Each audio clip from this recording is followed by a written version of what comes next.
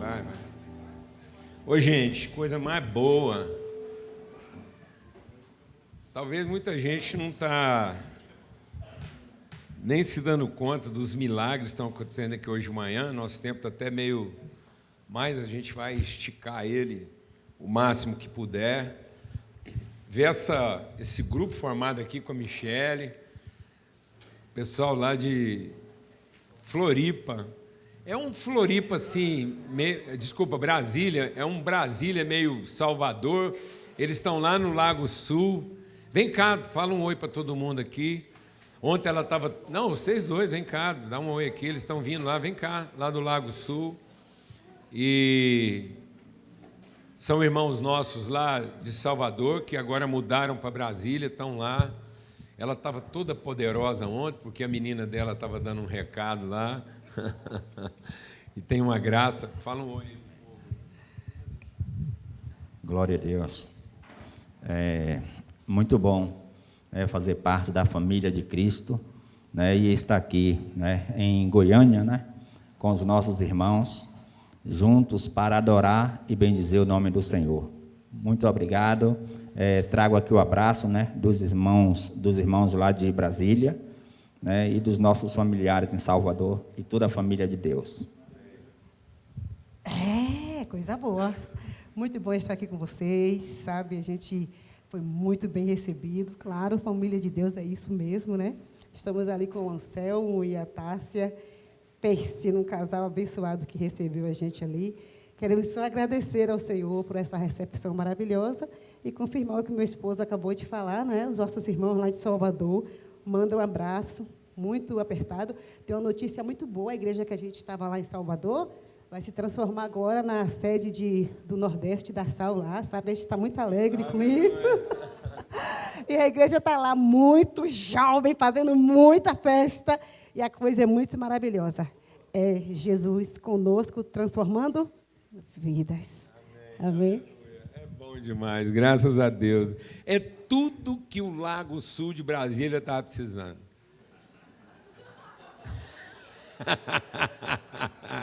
Vocês não falam para os irmãos lá que eu falei isso aqui, não. Não está gravado. Mas é tudo que está usando aquele Lago lá Sul, esse tempero, esse calor, essa pimenta, esse acarajé santo lá. Amém? Glória a Deus. Eu falei de Floripa porque está aqui o Carlão, lá de Floripa, O Carlão viveu com a gente, tão próximo lá em Uberlândia, e da igreja aqui e tudo mais, e depois foi lá estabelecer residência, vida, e tem sido uma bênção lá com os irmãos de Floripa. Uma caravana gigante de Floripa veio para participar da conferência conosco, um esforço assim memorável.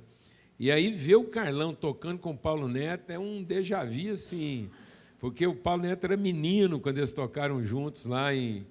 Carlão? Puxa, que privilégio, não? Para mim e para você.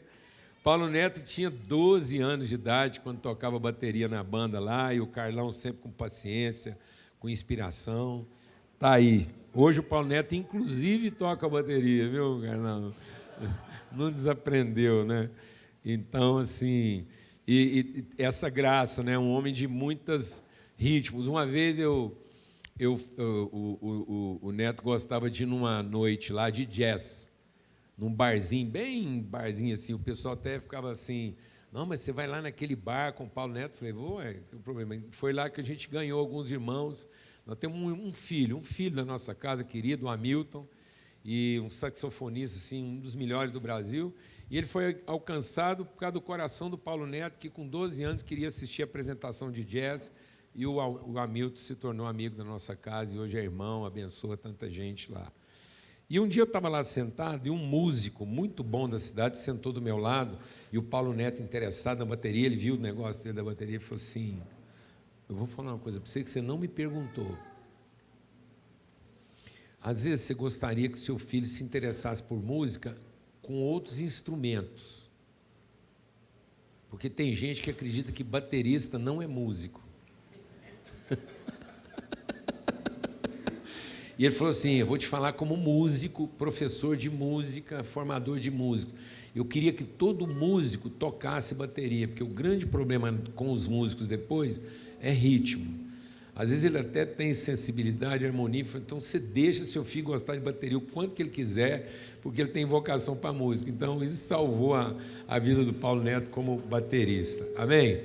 Mas nós estamos aqui com o Dene, vem cá, senta aqui. Senta aqui, vamos conversar. E para o Mateus não morrer de inveja, pega uma cadeira, Mateus, senta aqui também com a gente. Pega uma cadeira para o Mateus, senta aqui, Mateus. Vou entregar ele. Não, agora é pressão no Mateus. Gente, vocês não aliviam com o Mateus, falta só 15 dias para ele casar. É pressão, pressão. 13 dias. É, aí, ó, 13 dias para o cara casar. É. Bom demais ter você aqui. Você está com o Evandro. Benção, viu, Evandro? Alegria, uma honra. E então, bom demais. O que está no seu coração aí? É. Glória a Deus. Ó, tá, já está. Estou ligado. Bom dia. Que alegria. Nós temos sido muito inspirados por essa realidade, né, Paulo? Que tem tocado muito nosso coração de como produzir na igreja um aspecto de maturidade, fazendo da doação não uma busca, mas uma realidade do que se tem. E nós ficamos o ano passado inteiro só falando de partir o pão. E me marca muito o contexto da promessa de Jesus de água viva. E uma das viagens a Israel, eu fui muito marcado, porque chegamos lá num campo, numa fazenda, e o lugar era baixo. E a Bíblia fala sobre água viva de forma recorrente. Jesus, em João 7, na festa, celebração da água, ele se põe em pé no último dia e diz: se alguém tem sede, vem a mim e beba. E é uma daquelas frases de Jesus que parece meio fora de lógica, né? Fora de sentido, porque numa festa de celebração da água. Sempre parece que Jesus está mudando de assunto com a gente, né? E aquele contexto que numa festa de celebração da água, ele tinha estabelecido: nós vamos fazer uma festa aqui no final para celebrar o fruto. E como a gente gosta de pegar a glória daquilo que não é nosso. É a flecha que acerta o alvo e diz: acertei o alvo porque eu sou boa, não porque o arqueiro é bom. Exatamente. E Jesus se põe em pé e diz: se alguém tem sede, vem a mim e beba. E estava finalizando a celebração da água e alguém está dizendo: qual que apelo é esse no fim da festa? E Jesus estava falando de água viva. E eu me recordo que nessa viagem, o guia estava nos dizendo: olha, o povo desenvolveu duas maneiras de obter água. E a primeira era a dependência completa do Espírito. Era uma fonte, era esperar que a água venha, que ela brote, que ela seja fruto do movimento natural do Espírito, da água que irrigou a terra, que encheu o lençol freático, que se transformou numa fonte. Mas a segunda é que o povo começou a cavar cisterna. E a cisterna era um meio de obtenção de água natural, onde você vem, cava a sua cisterna, espera cair água, a água irriga, enche a cisterna, e eu volto, mas é uma água limitada. E a gente tem sido muito ministrado pelo aspecto de permitir-se ser uma fonte, de permitir que o movimento do Espírito em nós não faça de nós cisternas. No contexto de João, de Jesus encontrando aquela mulher com um cântaro e dizendo para ela: você vai voltar a ter sede, porque o que você está pegando tem limite, tem. E esse movimento tem marcado muito o nosso coração, de permitir que o Espírito flua através de nós, numa movimentação espontânea, mas e a promessa de Jesus é agora você vai se tornar uma fonte, você não vai precisar de ser uma cisterna mais.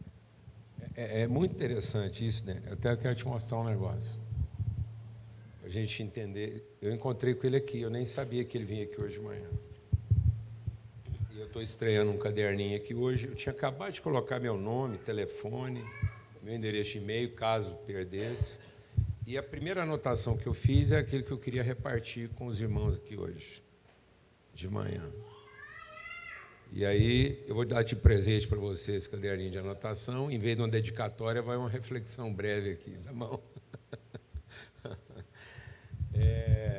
E aí, o texto é lá de Hebreus, capítulo 12. Quando o escritor de Hebreus, abre lá na sua Bíblia, em Hebreus 12, o escritor de Hebreus diz assim, a gente vai continuar essa conversa nessa perspectiva que você está trazendo aqui, para que seja sim, amém, aqui, com a presença do Mateus, dos irmãos. Lá em Hebreus 12, no finalzinho do capítulo, ele diz assim, assim diz o Senhor, assim diz o Senhor. Aí o que acontece? Deus diz assim, assim diz o Senhor, eu abalarei. É Deus quem está abalando todas as coisas. Às vezes você acha que você está sendo abalado pela vida, pelas circunstâncias. Não, eu abalarei todas as coisas. Para que as coisas abaláveis sejam abaladas e permaneçam as inabaláveis. Quando Deus mandou Abraão cavar poços, Ele não mandou cavar cisternas. Porque a cisterna é rota, ela é circunstancial. Todo mundo que furar um buraco, deixa Deus ministrar o seu coração, todo mundo que furar um buraco, e não interessa quão profundo ele seja, no fim você vai acabar encontrando água. Mas não significa que você achou um poço. Deus nunca mandou cavar cisterna. Deus mandou cavar poço. Para você cavar um poço, você tem que saber uma orientação de Deus. Você tem que saber exatamente que naquele lugar onde você vai abrir o buraco, a água vai jorrar. É um poço. É uma fonte que foi liberada. Não é um suprimento que foi concedido. A cisterna fornece um suprimento temporário. A cisterna varia com as circunstâncias. Você pode ter uma cisterna que ela está com meia água num ano, está com 1/3 de água no outro ano e está com nenhuma água no outro ano. Porque ela é totalmente circunstancial. E é difícil uma pessoa abrir um buraco e não achar o quê? Água. Mas às vezes ele esbarrou num lençol freático de uma água acumulada que está passando, ela vai passar. Só calhou que você acertou aquela poça d'água, enquanto ela não está totalmente seca. Aí você acha que você achou água. Não, você não achou água. Você acertou uma poça d'água subterrânea. Alguém está entendendo o que eu estou falando aqui ou não? Mas você não acertou um fluxo. Você acertou uma circunstância. E por causa da sua circunstância de sedento, muita gente deixa Deus ministrar o nosso coração. Muita gente constrói a vida em torno de uma cisterna.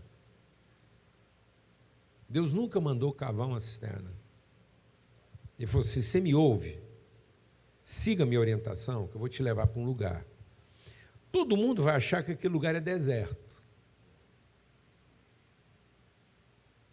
Todo mundo vai achar que você está perdendo seu tempo. Você fica firme. Porque a água que você achar ali é uma fonte, não é uma cisterna. A mulher samaritana confundiu poço com cisterna, por isso a vida dela se transformou numa cisterna. E Jesus falou, isso aqui nunca foi uma cisterna, isso aqui sempre foi um poço. Isso aqui não é só para resolver seu problema, isso aqui é para significar a sua vida. Deus não te manda uma provisão para resolver seu... Deus não manda nada para a sua vida para resolver o seu problema, porque senão você vai virar uma cisterna. E só vai conversar com Deus por causa do problema. E Deus te colocou à direção de um poço, para você entender que a sua vida é fonte, mas não é cisterna. Nós estamos gastando o nosso tempo como furador de cisterna. Se fosse para ser furador de cisterna, a gente nascia minhoca. Vou repetir, porque às vezes você não entendeu. Se fosse para ser furador de buraco, você nascia minhoca. Que faz isso com muito maior precisão, sem o custo que a gente representa. Amém? Agora nós somos essa complexidade toda, porque nós somos furador de quê, Dênio? De poça. Aí, sabe, concluindo aqui, o texto diz o seguinte, presta atenção. Está escrito aqui, ó, e que seja bênção para a sua vida. Deus não abençoa o que foi mal começado. Deus abençoa para começar bem. Vou repetir. Deus não abençoa o que foi mal começado. Não peça para Deus vir abençoar o que você começou. Porque geralmente o que nós começamos foi mal começado e abençoar isso é maldição. Deus não vai abençoar o que foi mal começado, porque senão Ele está amaldiçoando você. Eu vou falar como é que Deus abençoa o que foi mal começado. Ele derruba. Ele manda um vento forte, que é espírito. Ele manda uma água corrente, que é espírito. Ele manda uma água transbordante, que é espírito. Todos os elementos que derrubam a casa na areia são os mesmos elementos usados para falar de quem? Do capeta? Não, do Espírito Santo. Veio um vento forte. As águas transbordaram. Bateram contra aquela casa. Então, às vezes, você está achando que é o capeta, não é não, amado. É o vento do Espírito que veio derrubar o que foi mal começado para abençoar você, para começar bem.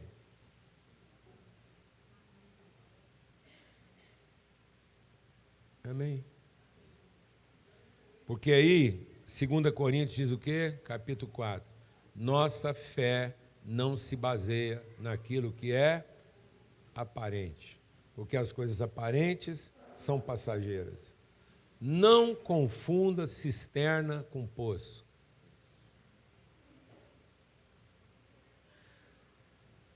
Porque Deus não está trabalhando na sua vida para te transformar numa, mas Deus estabeleceu você lá na eternidade para ser um. Então, todo buraco feito na nossa vida é para quê? É para que a água jorre. E não para que você lamente. Amém? Vamos continuar essa conversa que está boa demais. Está aqui, ó. Não, Dênio, nunca vá atrás de bênção, porque as bênçãos é que seguirão você. O cristão não tem que andar atrás de bênção, as bênçãos o seguirão. Em nome de Cristo Jesus, Deus nunca abençoará o que foi mal começado. O que foi mal começado, Ele queimará. E aquilo que Ele queimar vai ser cinza, adubo, insumo para aquilo que Ele quer começar bem. Glória a Deus. O que não começou no Senhor é cinza, para que você agora, firmado no Senhor, pode ser com o mesmo tijolo. Você fala, então, não. Pode ser com o mesmo tijolo. O mesmo tijolo que você fez aquela casa vagabunda, mal começada, Deus derruba, com o mesmo tijolo você vai fazer a casa boa. Só que você vai mudar o que agora? O fundamento. Você falando desse aspecto, porque a motivação com que se cava expõe o motivo pelo qual se faz, né? Define a natureza. Define a natureza. E a cisterna é o poço. E é interessante porque a cisterna tem uma natureza, que é de receber. Então Deus faz uma promessa para o povo, eles começam a cavar a cisterna com uma motivação. se a provisão de Deus não chegar, porque fonte é uma provisão constante. Porque a própria cisterna sobrevive do que ela recebe. Exato. E a fonte sendo essa provisão constante, é algo que eu não consigo forjar. Eu não dependo do acesso exterior. Eu não controlo. E esse aspecto da motivação, ele fala muito forte, porque... E aí eu vou nesse campo e eles começam a cavar, por quê? Porque eles estão dizendo, se a provisão de Deus não chegar, nós encontramos o meio de obter água sem depender de Deus. E a natureza se torna corrompida, porque... E é por isso que Jesus coloca no último dia da festa, que eles estão celebrando água, porque Jesus vem questionar. Jesus vem questionar não o fruto, mas a motivação que gerou o fruto. Então ele está dizendo, o animal está suprido, mas o meio pelo qual o animal foi suprido não é fonte.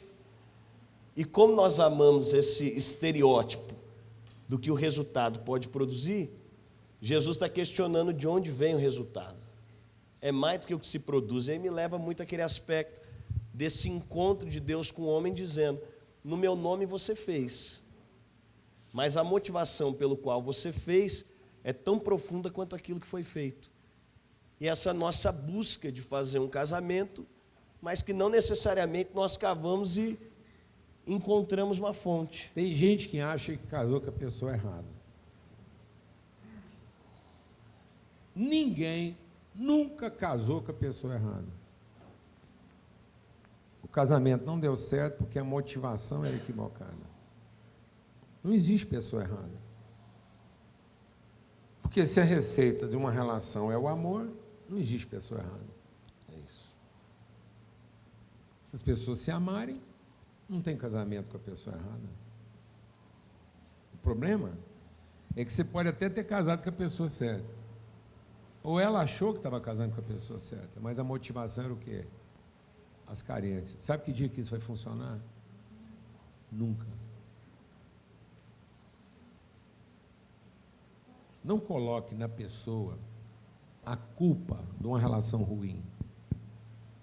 Porque a relação é ruim por causa dos motivos. Não é isso? E é muito interessante, né? Eu estava pensando assim, Deus, o que o Senhor está costurando, né? E o que está no meu coração é aquilo que João Batista vai trazer para nós, né? A vida de João Batista é aquele homem que, mesmo sendo um primo mais velho de Jesus e que precisava de Jesus, o respeito que a tradição apresentava para eles, ele entendia muito fielmente quem ele era. Isso é muito forte porque costura dentro daquilo que você está compartilhando sobre esse começo de Deus. E o ministério de João Batista, ele se inicia de uma maneira muito pura, muito forte, porque ele viu o caos do seu tempo, ele viu ali a corrupção no seu tempo, e ele não ficou assim tranquilo com aquilo. Então ele vai ouvir Deus, chega um determinado tempo, e João capítulo 1 vai dizer isso, que os judeus mandam alguns sacerdotes, levitas, para perguntarem a João, quem que você é? Você está fazendo um barulho aí, nesse movimento, quem que você é? Você é Elias? Ele falou, não. Você é o profeta que estamos esperando? Ele estava fazendo um barulho grande. Ele falou, também não. Então, se defina.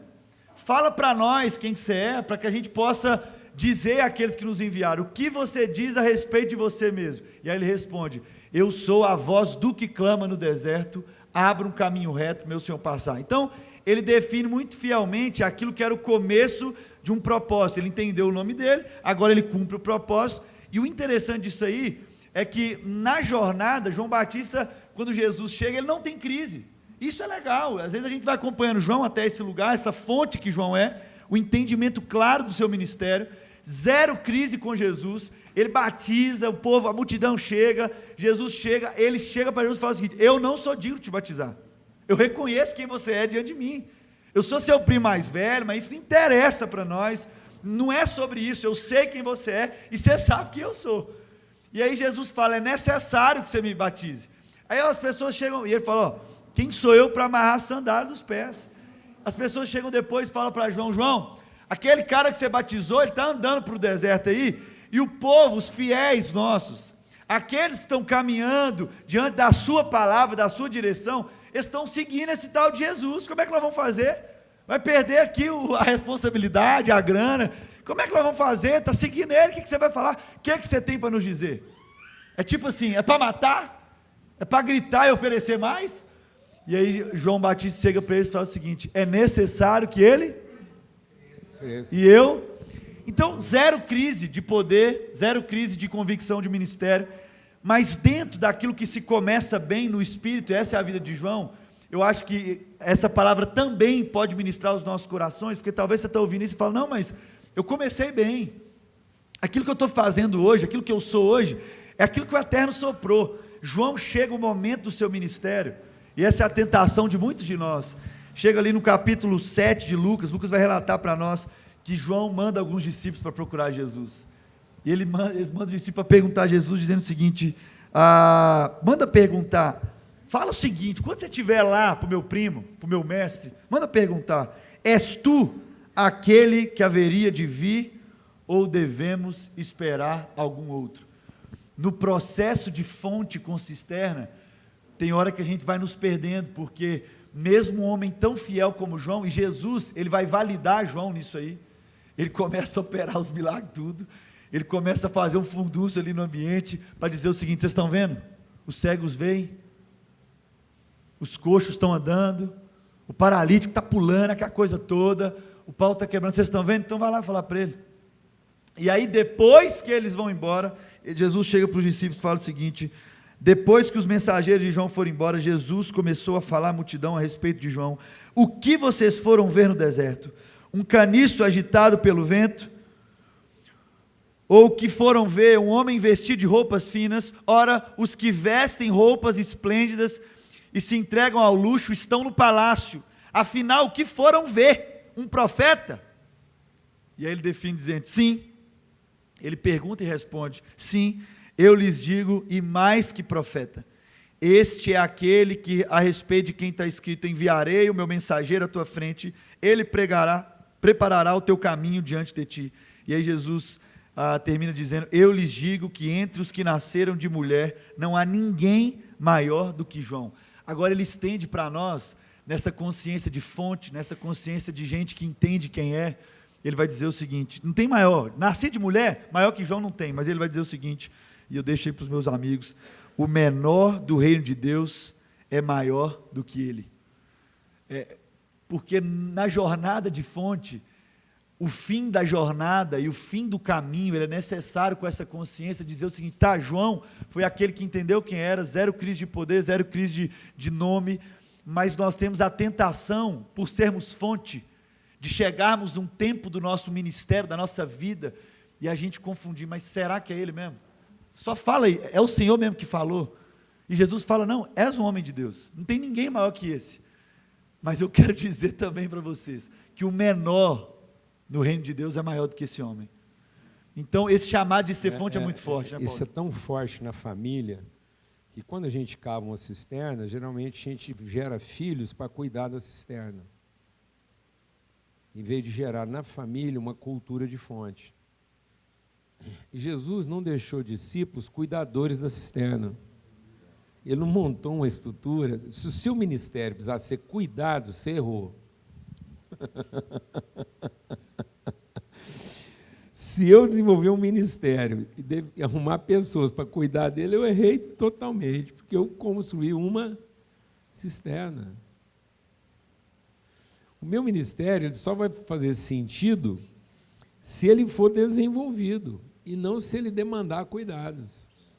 Então nós temos que gerar filhos de fonte e não cuidadores de cisterna, porque eles não vão aguentar o peso da culpa de ter cuidado de uma coisa que, por mais que cuide, ela não fica. Nós estamos passando para os nossos filhos a culpa de ter que manter vivo o que foi feito para morrer. Por isso Jesus fala assim, coisas maiores do que essas fareis. Então aqui, está aqui o Mateus, 20 e poucos anos. Mateus, você tem visto alguma coisa maravilhosa? É só para te inspirar, porque isso aqui é o mínimo. Você está vendo coisas na nossa vida, Paulo Neto, então tudo que você viu em casa lá é o mínimo. Isso não é para te aprisionar, não é para aprisionar você, não é para te escravizar. E até o Mateus falando de João Batista, como que tem essa ligação com o sacerdócio do seu pai E João vai se movimentar numa dinâmica completamente distinta. Ele não vai operar dentro do tabernáculo, ele não vai operar com estola sacerdotal. Ele tinha direito para isso, né? E está livre. E esse aspecto de fonte, essa beleza, porque ela invalida. E eu penso que nós sempre estamos presos pela mentira da circunstância. Porque a tendência natural da fonte é que você cria um estereótipo para ela. E João vai fluir no deserto. Então, você dizendo sobre essa natureza de fonte, ela vai fluir. É José, o Senhor era com ele. Ele está preso, injustiçado. Qual terapeuta do planeta que vai dar conta do seu filho o dia que o anjo do Senhor vier no seu ministério para destruir tudo que é para ser destruído? Quem vai dar conta dos meus filhos? Qual terapeuta que vai conseguir tratar a saúde mental dele? Eu falo assim, não, mas o papai deixou uma empresa, o papai deixou isso, o papai deixou um negócio, o papai deixou não sei o quê, deixou um tanto de apartamento, deixou lá, deixou uma lojinha para primo cuidar. Está igual o velho lá no enterro, você sabe, do cara marrento. No enterro dele, rapaz. Ele olhou para um e falou assim, eu vou mudar os nomes aqui para ninguém achar que é problema de raça. Mas a piada mesmo é cultural. Aí ele foi chamando o nome. José, está aí? Estou aqui, papai. João, está aí? Estou aqui, papai. Maria, está aí? Estou aqui, papai. E o velho morrendo. Antônio, está aí? Estou aqui, papai. Aí a hora que ele completou o nome dos 10 filhos, os 10 estavam lá vendo ele morrer, falou assim, seus desgraçados, quem ficou tomando conta da loja?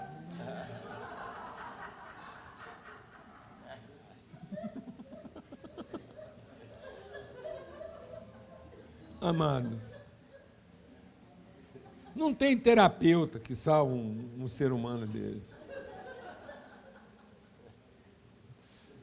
A igreja não é para salvar a cisterna, amado. A igreja é para ela ser destruída com segurança, para você poder descobrir o poço. Você não está aqui para Deus abençoar as coisas mal feitas que você fez até agora.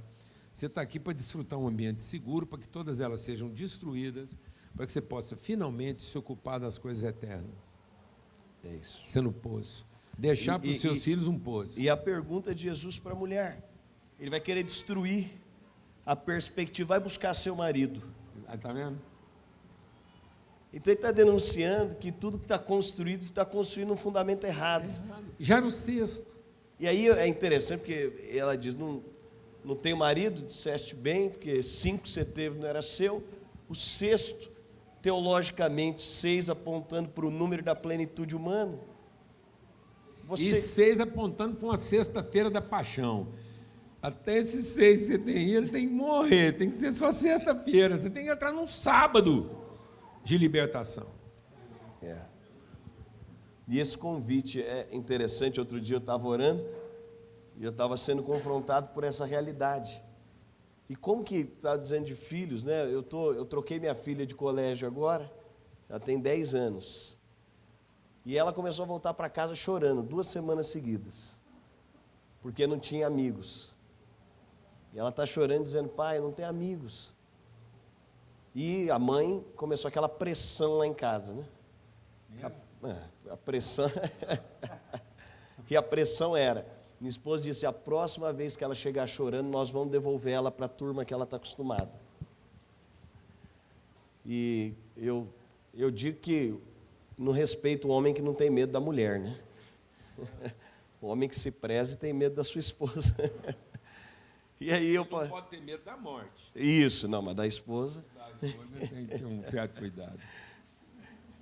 E aí eu disse para ela, mas vamos permitir Deus nos ensinar isso aqui. E aí dos dias que ela chegou chorando, eu disse, filha, me diz qual que é o problema. Pai, eu não consigo, eu estou com saudade dos meus amigos. Eu disse, a saudade dos amigos é legítima. Mas por que você não consegue se conectar? E aí eu disse para ela, não há quem tenha nascido para receber. A sua perspectiva está errada, você está esperando que alguém faça. E isso não diz respeito à sua natureza, porque A diferença da natureza da fonte para a cisterna que é denunciada é que a natureza da cisterna é de receber. Outro dia eu estou com uma garrafa d'água e Deus me disse, você é fonte ou cisterna? Eu falei, eu sou fonte. Eu estou ali com a minha garrafa d'água, é a pedagogia de Deus perfeita. Deus disse, lê a fonte, lá em São Paulo, a fonte de Atibaia. Deus disse, por algum momento passou na sua cabeça que está faltando água na fonte? Em algum momento, pegando uma garrafa, você sentiu o desejo de ir até a fonte para repor água? Eu disse, não. Eu disse, então por que você continua na sua vida sendo uma fonte com expectativa de que alguém coloque água em você, quando fontes não precisam que coloquem água nelas? Aleluia. Deus tem que abalar as coisas abaláveis. Porque nós estamos usando metodologias que, por mais acertadas que sejam, elas estão substituindo a natureza, sendo que Deus, na verdade, Ele vai abalar. Ele mesmo constrói coisas na nossa vida que são provisórias. E aí, quando você pega uma coisa provisória e tenta salvar ela a qualquer custo, você está improvisando em cima de um provisório. Sendo que, na verdade, tudo que Deus fez na nossa vida é para renovar nosso entendimento de que a água continua fluindo. Eu vou contar um caso aqui que é meio engraçado, mas é só um caso assim, que ilustra bem isso, porque, na verdade, eu gosto muito de uns casos engraçados, assim, que o povo chama às vezes de piada. Eu não acho que é piada, eu acho que é um caso com um senso de humor. A mulher desconfiou que o menino dela de 12 anos não era filho dela. O menino já tinha 12 anos. Ela falou, gente, mas a mulher? Falou, esse menino não é meu menino. E acho que ele nem é filho do meu marido também, não. Esse menino não tem nada a ver com a gente aqui. Aí ela mandou fazer um exame de DNA, sem o marido saber, exame de DNA dela e do marido. Descobriu que, de fato, o menino não era filho de nenhum dos dois. Esperou o marido chegar, falou, tem uma notícia para te dar, braba, você senta aí que a notícia é braba. O nosso menino de 12 anos não é filho nem meu, nem seu. Ele falou, eu sei, ué. Falou, como você sabe, ué? Falei, mulher, você é esquecida demais, o cara falou para ela. Você é muito esquecida. Você lembra quando a gente estava saindo da maternidade? A gente estava saindo da maternidade, você virou para mim, com o nosso filho, no colo, e falou assim, ó, esse menino está cagado, ele está sujo. Vai lá e troca ele para mim. Eu falei, troquei, ué. Eu desci o sujo, peguei um limpo. Você não lembra?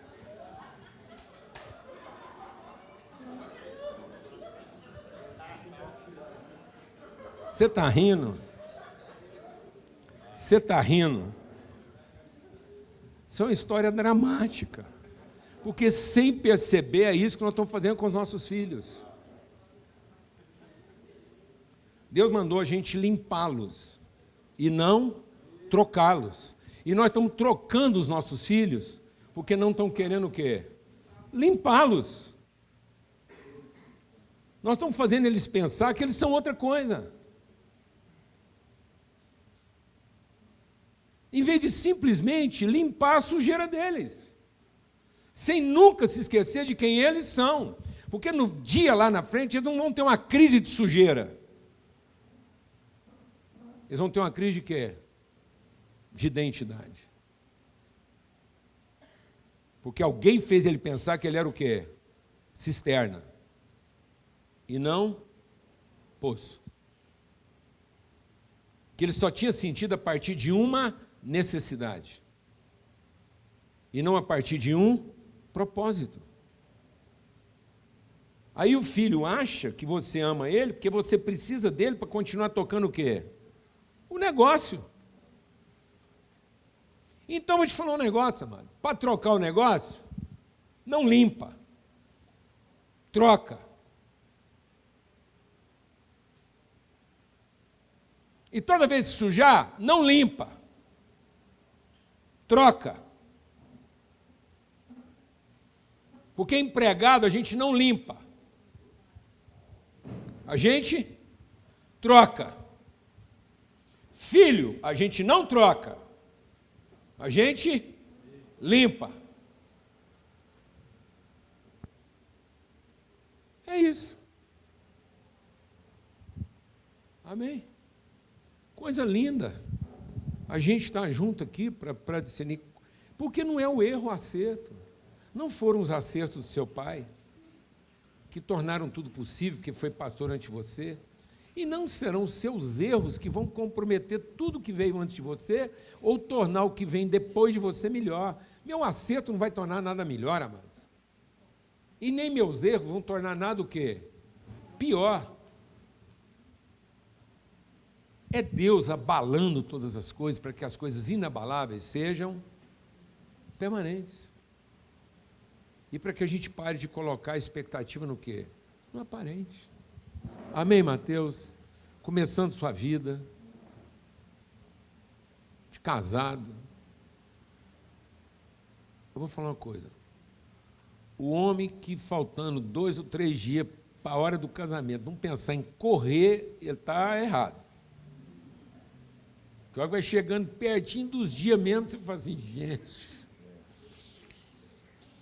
Não pode pensar muito. Não. Aí você tem que ver o anjo do Senhor vindo até você e falar assim, é isso, eu sou contigo, e você vai parir salvação para a terra. Aí você vai.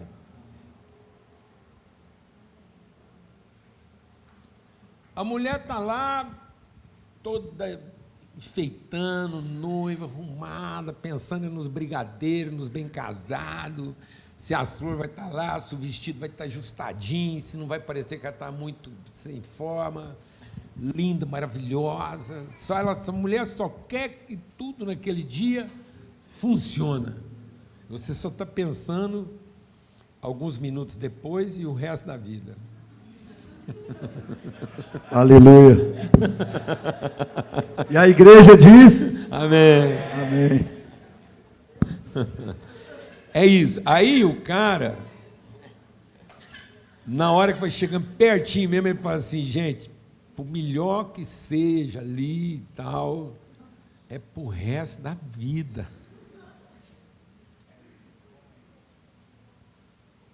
Não é? Aí o anjo vem, te segura pelas costas e fala assim, vai meu filho, eu te elegi. Ser forte e corajoso. Ser forte e corajoso. Serei contigo até os confins da terra. Aí a gente vai e crê. A mulher nem sonha. Você está ali tão pleno que ela nem sonha. E ela vê lá tudo. Amém? Mas então é isso.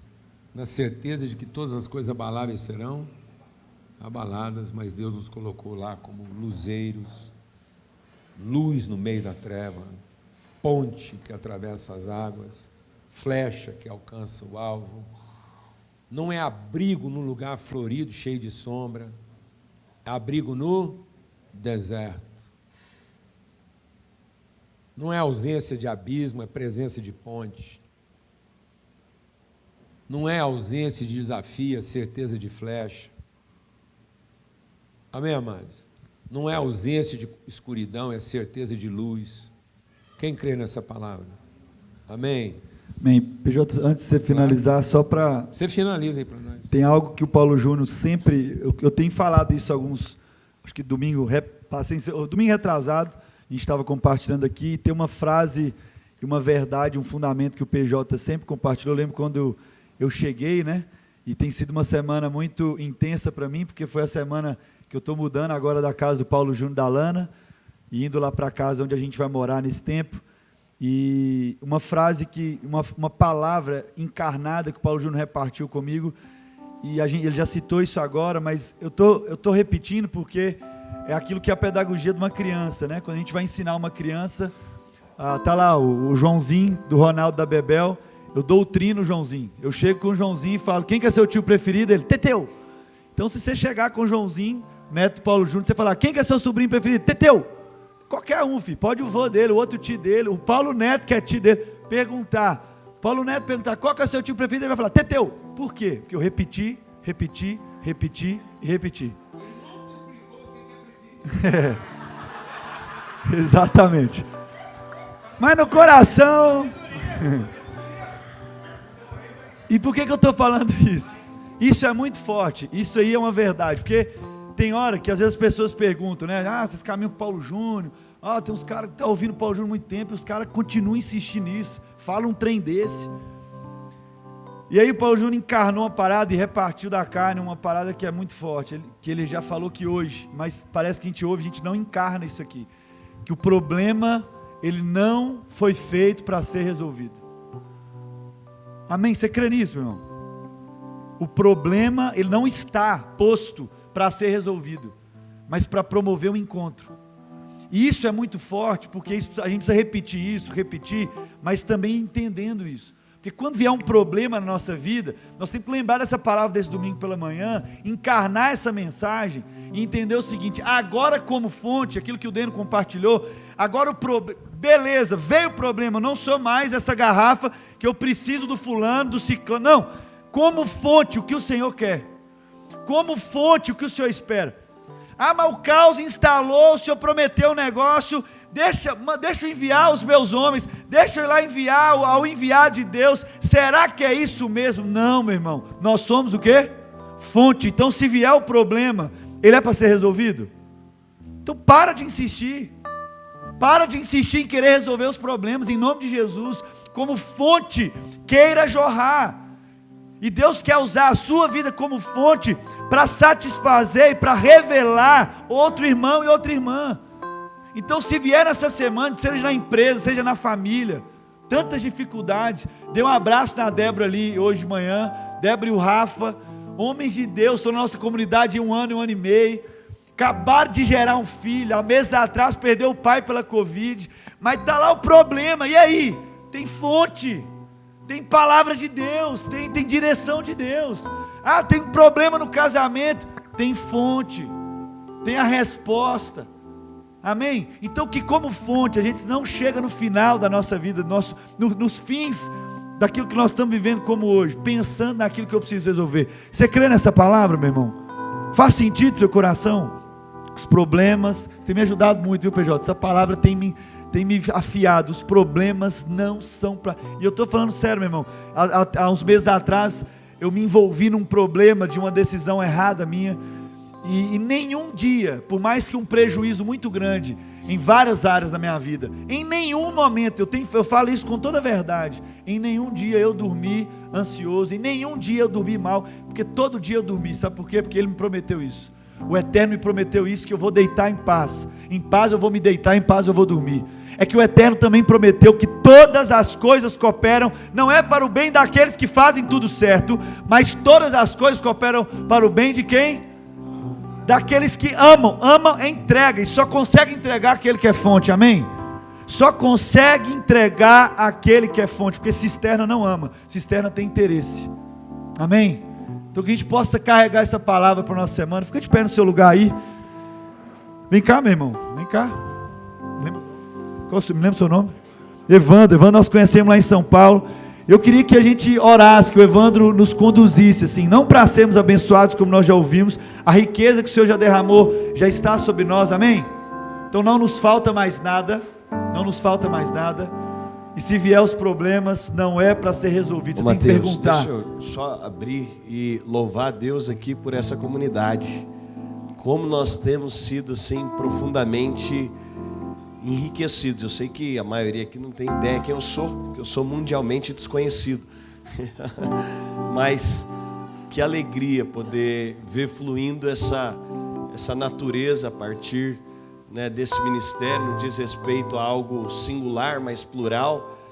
E como nós, como família, lá em São Paulo, temos sido assim ricamente abençoados, porque a junção de cisternas produz uma natureza de algo doentio, mas essa junção de fontes produz essas águas abundantes, e tudo fica muito mais leve quando é carregado dentro da água.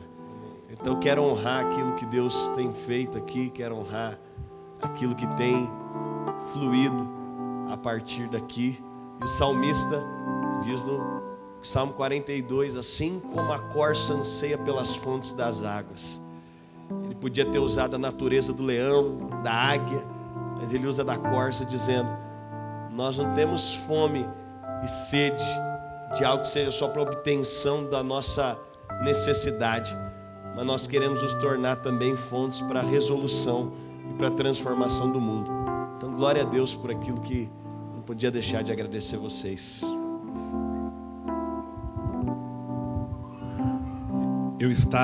Nós viemos de São Paulo e viemos para cá para participar de uma conferência. E eu estava no hotel, desci do hotel para tomar meu café e fazer meu devocional. Encontrei o Dênio. E aí ele olhou para mim e falou: "Tá fazendo nada?" Eu falei: "Nada é muito forte." Eu estava indo fazer o meu devocional. Ele falou: "Vamos ali comigo." Eu falei: "Vamos ali aonde? Eu tô de shorts, olha aqui o meu estado, né?" E ele falou: "Vamos ali rapidinho comigo." Vim parar aqui. Foi assim que fui convidado. Caí na fonte. E quero dizer para os irmãos que estou saindo daqui profundamente abençoado. Se tem algo do qual Jesus nos ensinou, é ressignificar os nossos problemas, ressignificar as nossas dores. E eu estou saindo daqui ressignificando muitos dos nossos problemas, ou pseudos nossos problemas, e dizendo que estou saindo daqui extremamente abençoado por vocês. Obrigado por esse devocional que eu estava descendo para fazer. Vamos orar, Senhor, que você puder fechar os seus olhos, inclinar a sua cabeça. Espírito Santo, muito obrigado, porque o Senhor é uma pessoa, e por ser uma pessoa, o Senhor se faz presente neste lugar. Obrigado por ressignificar as nossas dores. Obrigado, Jesus, porque sabemos e sairemos daqui que somos uma fonte para jorrar amor, vida, poder do Senhor em todos os lugares aonde o Senhor tem nos inserido. O Senhor não nos inseriu à toa onde tem nos colocado. O Senhor nos colocou para trazer a honra do Senhor aonde foi perdida. Usa a nossa vida de forma especial, de forma completa, aonde o Senhor tem nos colocado. Na nossa casa, no emprego, na nossa comunidade de fé. Em nome do Senhor Jesus. Amém e amém. Amém. Todo mundo que congrega aqui sabe quais são nossas responsabilidades e como é que elas são resolvidas. Amém? Então a lojinha, a mesa preparada está lá, e a gente tem alguns livros que a gente quer recomendar. Um deles é Chega de Regras, se você ainda não leu. E também temos lá o DNA e Propósito, que fala daquilo que é a nossa convicção a respeito de igreja quanto comunidade. Tem também alguns exemplares que ainda tem lá, só em espanhol. Desculpa, esse aqui é em inglês. Esse está em inglês. Eu acho que ainda tem em espanhol lá também, né? Tá bom? Então, se quiser abençoar alguém e deixar o Pix aqui para quem quiser. Quiser não, né? Para aqueles que vão honrar suas responsabilidades. Amém? Então, uma boa semana para todos.